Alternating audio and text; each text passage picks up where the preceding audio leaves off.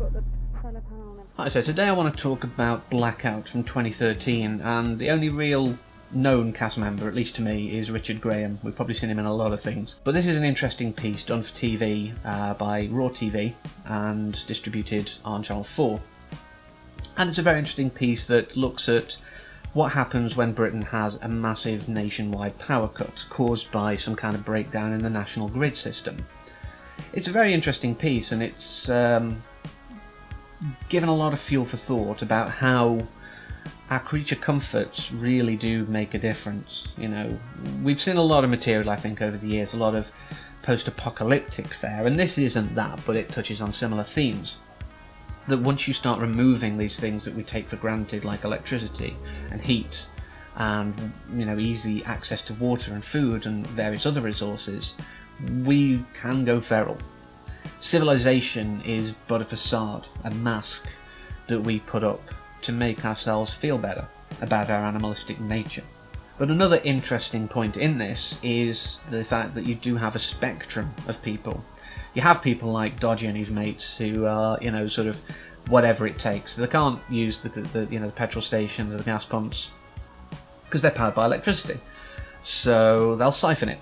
I mean, they do sort of, you know, joke about it and just say we're really sorry for it, you know, but at the end of the day, I think it's lip service, you know, because they're filming it, they're like, well, we should seem repentant, but they end up obviously blowing up a tanker and all that, you know.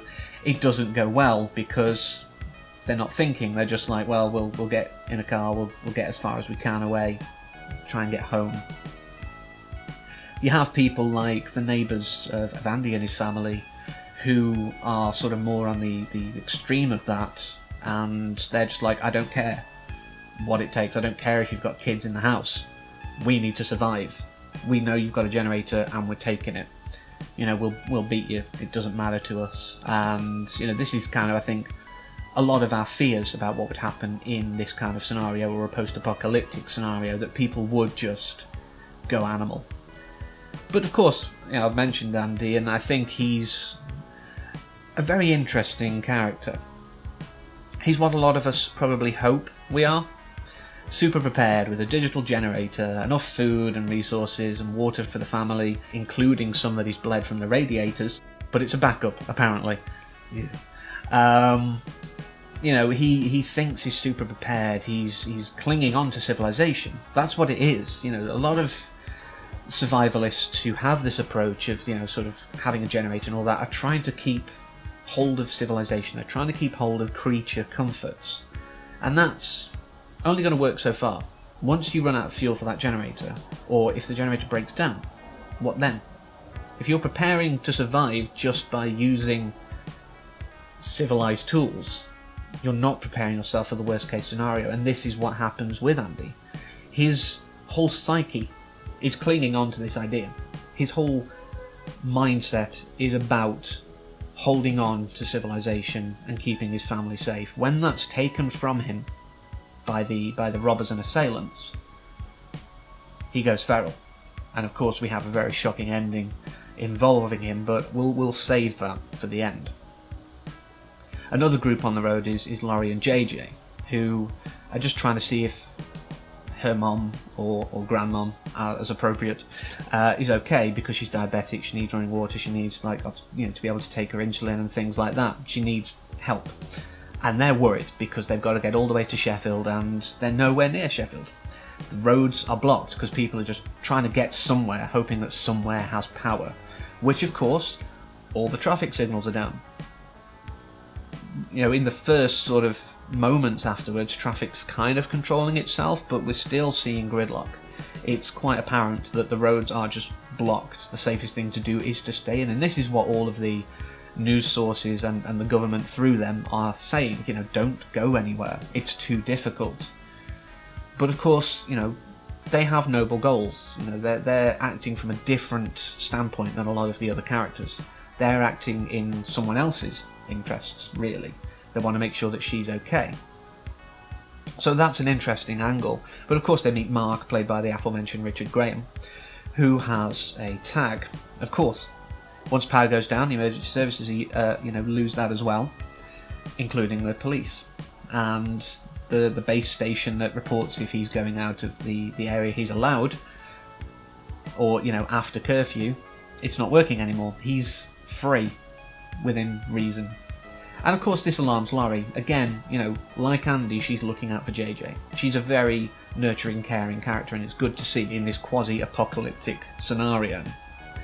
But I liked what it did with this. We see the tag. I mean, I didn't quite clock it at first, but obviously once JJ asks about it, you know, it's like he's got this tag, what is it for? And he's trying to be really nice and kind and stuff like that. And I mean, from the start, there's a lot of like over nice, and he's talking to JJ a lot, and he's kind of, is there something amiss with this guy? And I love the subversion. I love the subversion. He's in fact just a decent guy at his heart. I believe his story. It was a bar fight, you know, got a bit out of hand, and now he's got to have a tag on. That's all it's for. And through his actions, through everything that he does, I believe him. Once he realises that Laurie isn't going to trust him, he concedes. He says, fine, you know, obviously we don't see this, but I imagine the scene of, fine, you know what, you want to drive and I'll be in the back. I can't, you know, if you're driving, I can't take us to a secluded spot and do whatever to the two of you, or whatever, you know. I can't do that if I'm not in the driving seat. And if I cause you, you know, if I cause something to happen to you whilst you're driving, my life's at risk as well. So how about you drive us? You take us to Sheffield. I was trying to get to Bradford anyway. It's not a massive detour. Do it. You know, the unseen scene that we see. Try saying that 10 times fast. But, you know, and I respect that. And as I say, it made me trust him a lot more. And you kind of see this potential burgeoning relationship between Mark and Larry. And I think that's amazing, because he even helps to try and get them to, you know, the mother/Nan. And I think it's great, you know, that he's committed to go the distance. I think if it was just a front, if he was just trying to ingratiate himself, there would have been an earlier point where he just wasn't going to do it anymore. Whilst we see, you know, the deplorable people like Andy's neighbours and the people they know, and to a degree Dodgy and his mates, we also see the good of people. And I think that's what it does well. It shows us that appearances and first impressions can be deceptive. They don't necessarily follow.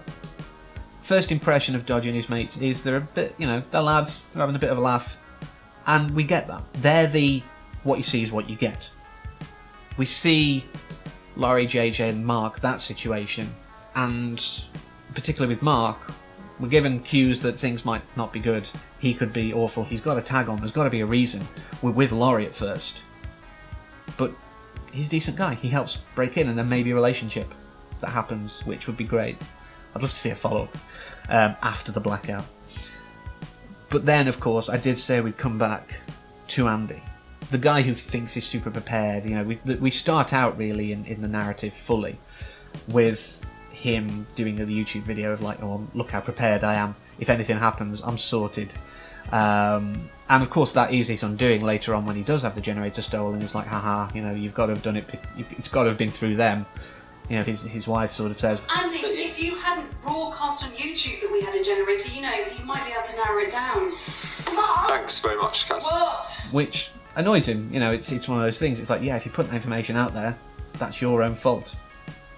But like I say, you know, this guy who thinks he's got it all together, who thinks he's got it all planned, who thinks he's got it all made, sorted, he knows what he's doing. Once he loses the thing that he's clinging to, the thing that's going to save him, game over for him. He ends up going to a quick save, which even in 2013 I didn't think they existed anymore, but maybe it was run down when they're just used for shooting, I don't know. But, you know, he goes there, trying to just grab what he can. I mean, this is like the last day of the Blackout. I don't know what he was expecting to be there. Again, this shows how his preparation wasn't that good. He never thought that he would have to go and forage. Even blaming the fact that, you know, they're not in the wild where they could hunt. You know, in the countryside, they could hunt for food if it wasn't for his wife putting her foot down and wanting to stay in cosy London.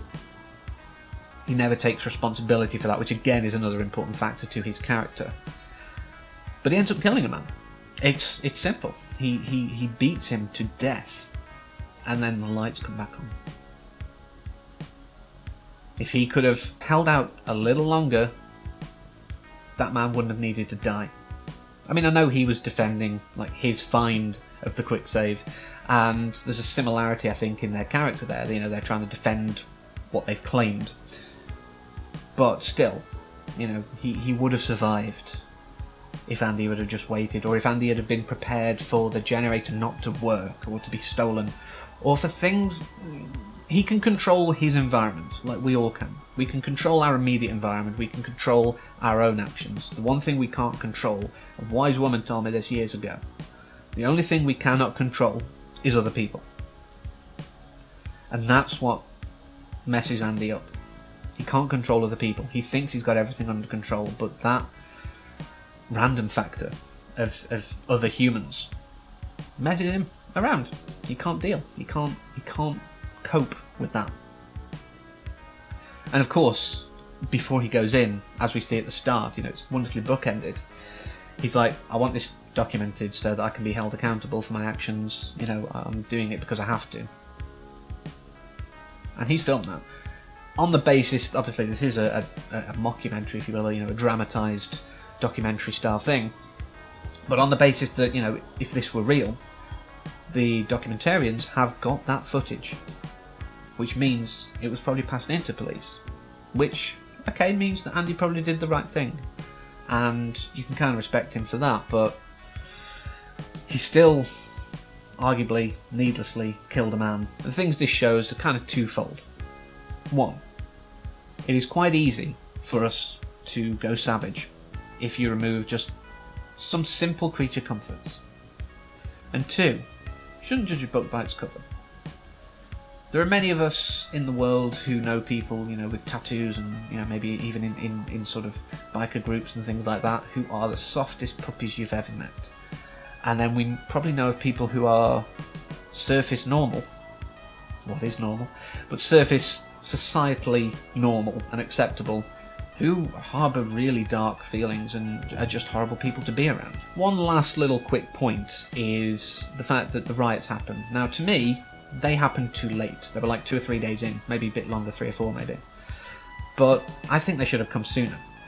Based on what we know from real riots that have happened, I think it would be like day 1, day 2. It would be really quick.